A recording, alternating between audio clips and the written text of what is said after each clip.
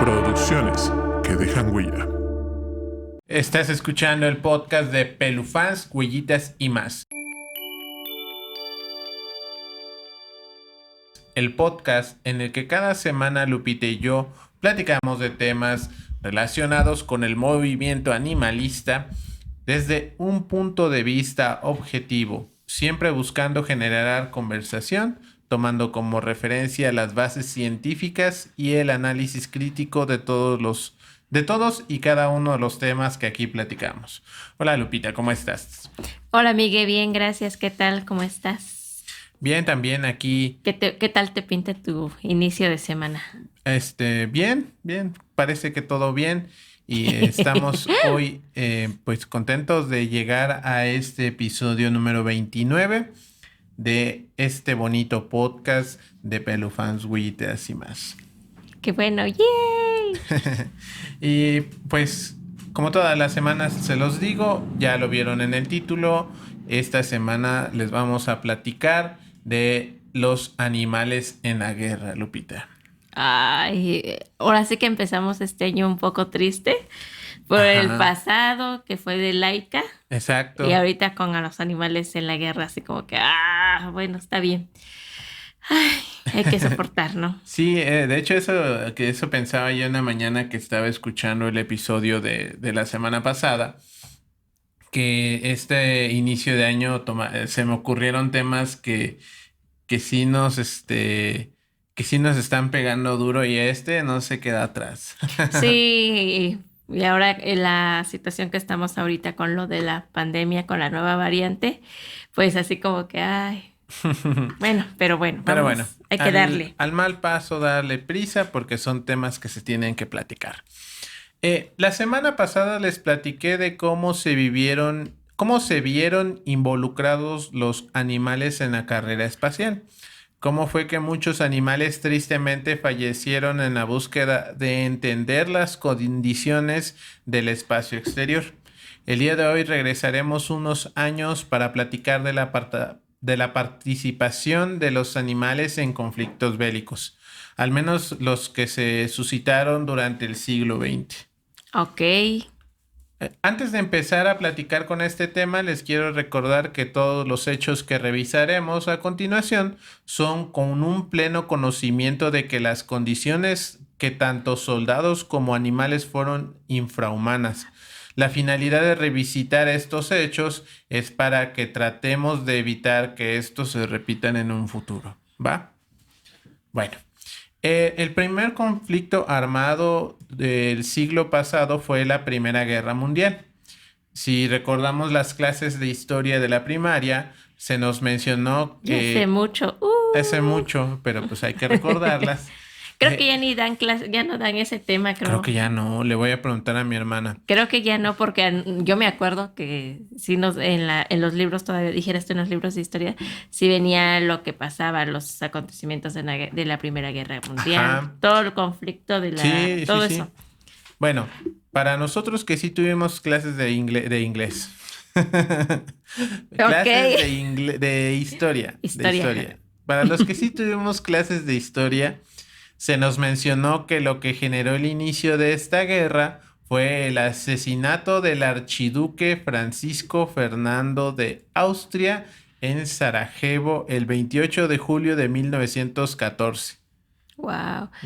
Casi 4 años después de la Revolución Mexicana. Exactamente. De hecho, México pues no participó por muchas situaciones políticas. Sí, porque iniciaba la revolución. Fue por la Revolución Mexicana. 1910. Así es. Este conflicto pues se suscita en países europeos. Si nos ponemos a pensar, hace 108 años las tecnologías no eran tan vastas como hoy, pero por ese motivo, los primeros animales usados en las líneas de batalla eran los caballos, animales que eran usados como transporte de soldados, y se calcula que durante la Primera Guerra Mundial murieron un aproximado de 10 millones de caballos durante todo el conflicto. También fueron usados otros animales de carga como asnos, mulas, que servían de transporte de provisiones, heridos y armamento. ¿Okay? Sí, eran los más reconocidos en ese tiempo y que pues no todavía en algunas partes de la República pues sí siguen usando estos animalitos de carga, pero que en otras partes, tanto del mundo como aquí de la misma República, muchos de esos animales ya han sido retirados ya se ha hecho como una ley para evitar que animales de carga sufran pues los estragos de seguir pues siendo animales de carga y de que pues eso se considere también un maltrato animal porque por las condiciones en las que los tienen, ¿no? Exactamente, sí, de hecho, por eso menciono esto de que de hace 108 años era muy normal, ¿no? Era parte de la vida cotidiana y nadie se escandalizaba. Sí, porque se veía como un medio de transporte como tal. Y que Exactamente. pues ahora ya habiendo otros medios de transporte mecánicos, pues ya eso va quedando un poco obsoleto y ya vamos viendo que pues ya no es tan De hecho, viable. si se van aquí en este mismo canal de YouTube, si se van a oír el podcast de Conexión Bujía, pues ahí hablamos de que para esas fechas apenas estaba empezando a nacer la industria automotriz. Ujú. Pero bueno, Pero ese es otro episodio de y de Conexión otro Bugía. podcast. Visítenlo. Así es. También durante este periodo, los animales más usados también fueron las palomas mensajeras, que tenían como objetivo llevar mensajes importantes. Se cree que fueron cerca de 100,000 palomas durante este periodo que se usaron para fines bélicos y tenían una fiabilidad del 95%. Es decir, de cada 100 mensajes, 95 llegaban a su destino. Wow. Ujú. La paloma más sobresaliente fue la paloma Vaillant. Esta fue condecorada por el ejército francés por llevar un mensaje decisivo en la batalla de Verdún, uno de los enfrentamientos más largos y sangrientos de la Gran Guerra. Y qué irónico, ¿no? Que después de que las ocupaban ahora sí como mensajeras, después es un símbolo de paz, ¿no? Sí, es bastante interesante. Sí, de hecho no lo había yo notado hasta ahorita que lo mencionas. Sí, porque siempre lo hemos visto, ¿no? Que para todo, así como que la paloma blanca ha sido como el icónico representativo Ujú, de la paz, ¿no? Con su piquito y su laureles. así es. Sí. Y es que el ejército francés, dirigido por el comandante Sylvain Eugène Raynal, no sé si estoy haciendo algo malo o algo bien, pero Disculpen nuestra pronunciación. exactamente. Su ejército se encontraba sitiado, mejor dicho, en el fuerte Vaux, a las orillas del río Mosa. El último recurso del comandante era enviar a su última paloma mensajera, que tenía que volar evitando el bloqueo. Los disparos que recibían todas las palomas por parte del ejército del Kaiser y los gases tóxicos que había en el ambiente, ¿no? O sea, era un ambiente bastante hostil para las palomas. El mensaje que llevó esta paloma es el siguiente: nosotros todavía resistimos, pero estamos bajo el ataque de gases y humos muy peligrosos. Es urgente que nos liberen. Enviamos comunicación óptica a Souville, que no responde a nuestras llamadas. Esta es mi última paloma. Atentamente, Reinar. Wow. Sí, eso hizo saber a los que estaban afuera que todavía había gente viva adentro, por eso se entró al fuerte Beux, o como dije que se llama. Sí. Ajá, al fuerte Baux. Baus. La paloma logró llegar hasta el centro de mando, media moribunda por los gases tóxicos, pero afortunadamente sobrevivió y murió algunos años después del final de la guerra. Tuvo una vida plena después de la guerra. Ay, pobrecita. Aparte de los equipos de los equinos y las palomas mensajeras, otro de los animales usados fueron los perros. Estos eran usados como guardianes de los soldados, pues permitía que estos descansaran por un rato y en caso de que algún desconocido se les acercara, pues los perros se ponían alerta y protegían a su amo. Como actualmente. Como actualmente. De hecho, ¿recuerdas que cuando hablábamos de las películas de mascotas, yo les recomendaba la de Mi perro Skip? Ajá. De hecho, creo que la vi que está en Star, la vamos a checar un día de estos. Y de hecho, parte de la historia es que entrenan al perrito para, para que entre al ejército. Y le enseñan todo eso, todo eso que ahora salen los K9 de ataque y eso, ahí de protección, lo tenían que saber. De protección y guardia. Ajá. Lo tenían que saber está los bueno. Los comandos básicos. Exactamente. Ok. Sí, de hecho, y nada más que esa película se desarrolla durante la Segunda Guerra Mundial, pero ahorita vamos a ver que es muy similar. Otra de las actividades que llevaban a cabo los perros era de tender líneas de telégrafo en el campo de batalla. Esto era para no poner en riesgo a algún soldado. Finalmente los perros eran dotados de insumos de curación. Pues aparte de tender las líneas de telégrafo, traían insumos de curación en una cápsula que llevaban pegadas aquí a su cuerpo en el costado. Como un chalequito. Como un chalequito, como aquella pechera que tuvimos para nuestros perros que tienen unas bolsitas laterales. Que ahora las ocupábamos para las bolsas de la caca. Exactamente. Antes llevaba material de curación y pues estos perros entraban al campo de batalla, se acercaban a un soldado que estuviera herido y él mismo se hacía las curaciones. El soldado al perro. ¿Eh? El soldado al perro. No, el soldado a sí mismo. Ah, ok, sí. Así como los San Bernardos que llevan ese para las personas, así como que pues para los heridos. Exactamente, se soltaban estos perros y cuando había un soldado que tuviera alguna herida, como en él no podía llevar los insumos de curación, llamaban al perro, sacaban los insumos y se curaban. Uh-huh. Después de este conflicto armado, el mundo creía que no iba a haber una nueva guerra, pero lo que no sabían es que era la preparación para la Segunda Guerra Mundial. Spoiler alert para esas gentes. Sí, de hecho, parte de la herencia lo que motivó la Segunda Guerra Mundial era la herencia de la Primera. Después de este conflicto armado, el mundo creía que no iba a haber una nueva guerra. Pero lo que no sabían es que era la preparación para la Segunda Guerra Mundial. El 1 de septiembre de 1939 se iniciaba este nuevo conflicto internacional.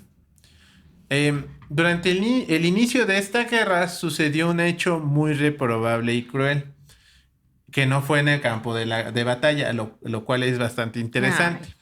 Pues en la ciudad de Londres, Inglaterra, los ciudadanos londinenses hacían fila en clínicas veterinarias y en perreras. Esto para sacrificar a cientos de perros y gatos. Espérate. Esta situación generó que se escaseara el cloroformo en la ciudad, obligando a los veterinarios a usar toques eléctricos para sacrificarlos. También se tuvo problemas en el manejo de los cadáveres, pues no alcanzaban en los incineradores. 400,000 animales se fueron sacrificados en menos de una semana y sin razón aparente. Creo que tengo una idea más o menos del porqué, A ver, dime. Creo que como ya se avecinaba la Segunda Guerra Mundial, ya habían visto la experiencia de cómo fue la primera. Puede ser que desabasto de comida, guerrillas, saqueos y demás. Entonces, sí, como que vieron, pues sí tenemos nuestros perros y sí tenemos que movilizarnos, no podemos llevárnoslos o algo así. Por ahí va, pero no es No exactamente. No exactamente, o sea, sí, casi latinas. Esta masacre se dio por un caso muy raro e interesante de histeria colectiva. Pues lo mismo que pasó ahora con el COVID y el papel higiénico. Exactamente, eso le iba a decir. Ay, te lo gané. Me lo ganaste. Pues recordemos que para el inicio de la Segunda Guerra Mundial, las memorias de la devastación y la crisis vivida durante la Primera Guerra hizo que los ciudadanos londinenses no quisieran que sus mascotas sufrieran lo que 20 años atrás. Pero fíjate que ya tenían, o sea, una conciencia ahí de que pues no quiero que sufra mi mascota y más... Y me va a costar alimentarlo. Eso, y en situación de... Porque ahorita en una pandemia sí puedes solventarla y puedes tenerla. Ahí estamos hablando de una guerra que posiblemente pueda llegar y va a ser peor. Exactamente. Sí. O sea, la crisis que actualmente se vive sí es muy grave, pero una guerra es todavía más grave. O sea, y es por eso que este sacrificio de masivo de animales de compañía fue un acto de amor por sus mascotas, de los dueños con sus mascotas. ¿Tú lo harías? No sé. Yo lo he pensado en una... Dependiendo, yo creo que de las circunstancias, así como ahorita con que viniera una guerra, porque ahorita en pandemia ahí las tenemos, no las hemos sacrificado ni las pensamos sacrificar. Es que ¿sabes qué pasa? Y es que es lo que te digo, cambia el contexto. Cambia el contexto y nosotros no hemos vivido una situación así. Tan extrema. Tan extrema, o sea, no podemos negar que en nuestro país hay un tema de seguridad, pero ni tú ni yo ni el productor hemos tenido que vivir una situación frontal ante estos actos de violencia. Entonces no tenemos una experiencia acerca de eso. En cambio, estas personas ya tenían la experiencia previa de la Primera Guerra Mundial. Entonces ellos ya habían visto que cuesta alimentar a tu mascota, que te puede delatar, porque si se pone a ladrar y tú estás escondido, te puede marcar, ¿no? Te escondes en un armario y ahí va a estar el perro afuera, ¿no? O sea, ellos ya habían visto eso, sí, por eso lo hicieron. O que puede ser que tanto animal que después desapareció. Así es. O que por lo mismo que puede haber una falta de comida y demás, pueden ser presas de, pues como, es finalmente como alimento de... Exacto, sí, o sea, es algo muy complejo. La verdad es un acto que se reprueba, pero sí llegas a comprender por qué sucedió. Sí. Por todo eso que dices. Pero sí, yo no. Si fuera una guerra, pues yo creo que pues yo haría lo mismo, creo. Porque, pues sí, los quiero mucho, pero pues para que vengan a sufrir... Sí. No. Sí. O sea, sí es reprobable, pero sí es creíble y es entendible. Sí. Ok. Los primeros bombardeos sobre Londres fueron hasta casi un año después. O sea, esto se dio en la primera semana de la guerra, pero a Londres no llegó hasta un año después. Las personas que decidieron no sacrificar a sus mascotas tuvieron vivir con el estrés por alimentar a sus familiares humanos y a sus mascotas. Que no sacrificaran a todos los perros hizo que se observara lo útiles que eran los perros para buscar a personas atrapadas dentro de los escombros de construcciones destruidas. Recordemos que ya para la Segunda Guerra Mundial hubo un salto en la tecnología entre la primera y la segunda. Ya tenemos aviones bombarderos, tenemos tanques, tenemos vehículos militares. Sí. Entonces ya había más devastación y destrucción, por lo que se empezó a observar esta cualidad de los perros. Y el caso de un perro que rascó durante 12 horas en los escombros de la casa de su familia para encontrarlos tristemente muertos, ¿no? Esto es lo que más se relata de ese periodo de guerra.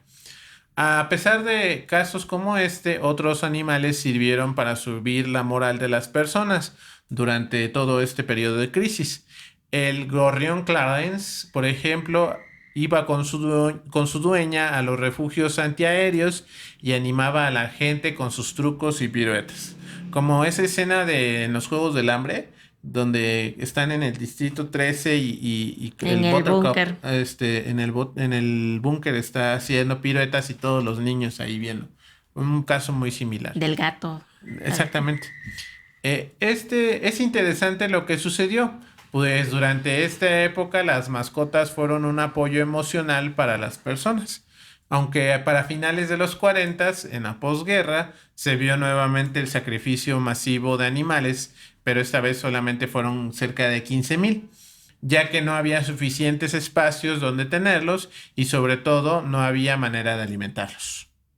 Sí, es una etapa triste, pero que pues nos hace reflexionar a veces y volvemos a lo mismo, a la tenencia responsable, que no es nada más detenerlos, sino que hay que ver por el bienestar de ellos y su seguridad también. Y es algo que también no se habla cuando hablamos de estos periodos, que la crisis también se extiende no nada más a los humanos, sino a todos los que conviven con nosotros, que son en este caso los animales domésticos. Sí. En el campo de batalla, el uso de los animales fue prácticamente el mismo que en la Primera Guerra Mundial, aunque el uso de los equinos disminuyó, pues para entonces ya había motocicletas, vehículos de carga, jeeps, etc. Sí. Bueno, durante los años 60, la CIA de Estados Unidos tuvo como iniciativa dentro del programa MK Ultra, qué gran periodo, el crear... Ese sarcasmo de decir que fue un gran periodo. Sí, es muy... Bueno, para allá vamos. Fue crear un cuerpo de gatos espías. La operación se llamó el gatito acústico. Me recordó como perros y gatos, Ándale. que eran los gatos espías. Ándale. El cual consistía en tener a gatos adiestrados que gracias a su agilidad natural pudieran entrar en lugares de interés, ¿no? Tú sabes que los gatos son muy sigilosos y entran y salen y ni cuenta te das. Para poder espiar conversaciones de objetivos de interés para la CIA. El proyecto fracasó, pues según el reporte oficial liberado a inicios de los 2000, dice que los gatos no lograban ser condicionados para seguir las órdenes. Además que el equipo de grabación era pesado y limitaba la movilidad de los agentes. Me recordó el capítulo de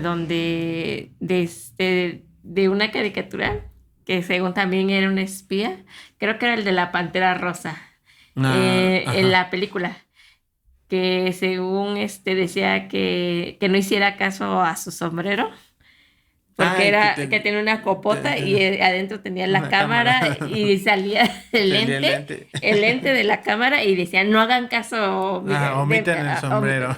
Que hace ruidos, así se me imaginaba a los gatos con sus cámaras. Sí. Y luego esos camarones de esos años 60. Sí, como de televisión. De esas grandototas, Sí, me sí, imagino. Bueno, por lo que el proyecto fue abandonado y quedó como una divertida anécdota de una idea que no funcionó.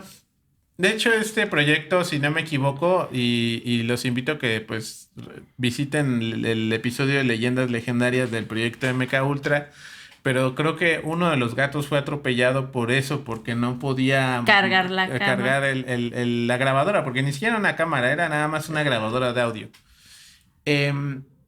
Como les dije al inicio, tenemos un antecedente muy oscuro en el manejo de animales, tanto en conflictos bélicos como en el avance de la ciencia.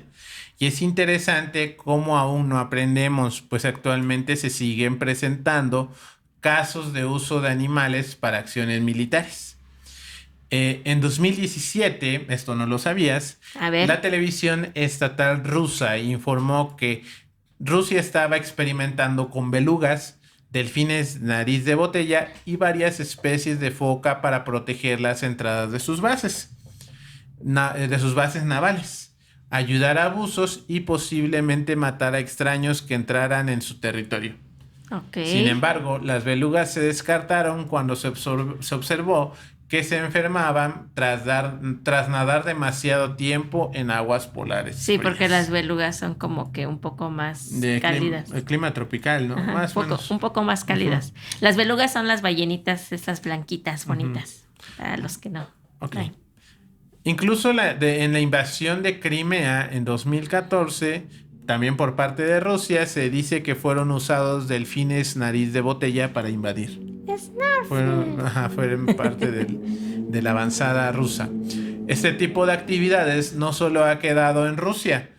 también del lado de los Estados Unidos. Volvemos al pique entre. Se ha estado trabajando con delfines desde la década de los 60. También ahí hay una anécdota del MK Ultra. Sí, sí la recuerdas, ¿no? De la entrenadora de un delfín. Y del delfín que querían que aprendiera a hablar. Y que se enamoró de su entrenadora. Ahí está. A mí me pasó algo curioso con ese tema que está bastante interesante. Ves que lo vimos con Dross. De ahí hay un podcast que se llama Señales el Podcast y también hablaron de eso y complementaron lo que habíamos visto con Dross. Y luego lo platicó Badía en el del MK Ultra. Uh-huh. Y ya, para mí se completó toda la información. Entonces, si quieren aventarse ese ciclo de... O si no, resúmelo. Bueno, en resumen, el proyecto era que querían enseñar a hablar a un delfín. Uh-huh. Entonces, tomaron a una maestra, ¿no? De lenguaje. Ajá, una maestra la tomaron para que ella le enseñara al delfín a hablar. Así a grandes rasgos. Inundaron una casa donde vivía ella y vivía el delfín. Nada más que el delfín la empezó a ver como parte de su manada y la marcaba como si fuera su pareja. Su pareja. Y pues ahí sucedieron algunas cosas bastante interesantes y perturbadoras, porque sí son muy perturbadoras, lo que llevó que al final del día pues este proyecto también fracasara y pero pues es también un caso de pues maltrato animal, nada más que sí está un poquito densa toda la situación, por eso no lo mencioné. Si no, investíguenlo y van a ver. Sí. No, está interesante, pero es un tema súper denso. Entonces, ahí está la fórmula Dross. Y raro. Y raro. Sí. No, sí, es muy perturbador, por eso no lo incluí. Bueno, la idea de usar a los delfines era para pues recuperación de equipos perdidos en el fondo del mar, detección de intrusos y también era otra de sus funciones detectar minas submarinas que estuvieran activas.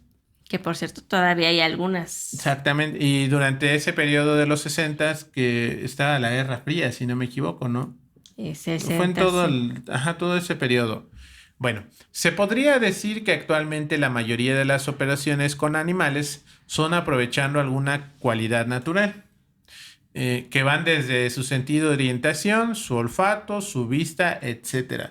Talentos que nosotros no tenemos y que aún no se pueden replicar de manera artificial. Como siempre, los humanos queriendo aprovecharse de todo lo demás, sin nosotros ponernos en riesgo. Exacto. Sí, pues... Mira, es que a lo mejor en unos 50 años ya los drones van a tener las cualidades, pero mientras no se puede es más fácil condicionar a un animal que tratar de buscar otra alternativa. Así es, pero a veces también los humanos nos da miedo a veces o les da miedo probar las nuevas tecnologías o innovar en algo. Pero ahora sí, como dice el dicho, siempre se van a la vieja confiable porque saben que sí se puede con eso. En este caso, en lugar de las tecnologías nuevas que dices, como comentas, ¿no? De que los drones y demás, ¿no? Que ya van a haber ayudantes ya un poco, pues ya los famosos androides que ya empiezan a salir, robots, o los famosos cyborgs, ya empiezan, ¿no? Ya empieza esta era.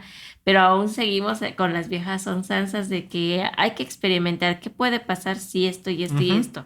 Y no queremos salir de ese estado de confort para saltar hacia algo nuevo. Exactamente. Y es que todavía siguen siendo tecnologías sumamente caras. Esa es otra situación. Pero bueno, hasta aquí dejaremos este tema porque ya estamos llegando al punto de que estas actividades van entrando dentro del tema de los animales de servicio, animales de rescate y el tema que es para la próxima semana. Ok. Y vas a hablar de cómo eran sacrificados. Bueno, no sacrificados, sino cómo llegaban a morir los perros en las guerras. No, porque hace 8 días nos deprimimos bastante y no me quiero volver a deprimir. Bueno, pero para que a ver, si tú tienes el dato, suéltalo. Lo hablamos justo cuando fue el Día del Gato, que fue nuestro primer episodio. Ya vamos a cumplir un año, no me acuerdo. Ok, de donde decían que parte de cómo era los perros, ¿no? Cómo eran mandados a la guerra, eran condicionados. Ajá. Eran entre juego y servicio, lo que hacían, pues, los condicionaban de que tenían que acondicionarse a los ruidos que habían por metralla, por detonaciones y demás. Muchos de ellos llegaban a perder lo que era la audición Sí. por todo el ruido que había. Entonces, les empezaban a enseñar con lo que era señas, de que tenían que simular el juego como si fuera con la pelotita, como que algo lo aventaba, pues sí, ahí va, ¿no? O sea, en el juego, pues va el perro y te la trae. Entonces, y en eso, pues las pelotas las aventaban abajo de los tanques. ¿Qué pasaba? Que iban con los tanques, pues y la traían, ok, ya está el experimento, bien. Entonces, ya en el terreno o en el Campo de batalla. El campo de batalla que hacían, aventaban juguetes, piedras o las granadas, pero ellos iban acondicionados con Ok, con con dinamita, cargas, explosivas y demás. Entonces, ¿qué pasaba? La aventaban y ya se imaginarán. Ya me estoy acordando que lo mencionamos. Ahorita fue muy general porque sirvieron en muchos frentes, entonces significaba meterme muy en específico y haríamos un episodio muy largo. Pero sí, o sea, de hecho aquí no encontré el dato ahorita que lo pienso, pero muchos perros murieron en el campo de batalla. Sí. Entonces, estamos hablando un poco en general del uso y pues a lo mejor ya saldrá algún tema donde entra una curiosidad de esas y ya se complementa. Exactamente, y lo que sigue después de esto, ahora sí vamos a ver las cosas bonitas en el siguiente episodio. Así es que pues muchísimas gracias. Esta semana no va a haber anuncios parroquiales. Cualquier cosa la estamos poniendo en nuestras redes sociales. Pelufans, Huellitas y Más en Facebook, Pelufans, Huellitas y Más en Instagram, síganos, @Pelufans en TikTok y Guami Guajuapan en Facebook, en la página de todo este corporativo de Guami Media Productions, Conexión Bujía Podcast, en todos lados nos encuentran y ahí les ponemos los anuncios. Así es, entonces síganos, denle like a las páginas. Y consuman nuestro contenido que pues lo hacemos con mucho cariño. Mucho cariño, mucho amor y pues con mucho sacrificio también. Y gracias porque ya vimos que llegan los mensajes hacia donde queremos que lleguen. Exactamente. Pero bueno, así es que muchas gracias, nos vemos la semana que viene y adiós. Adiós.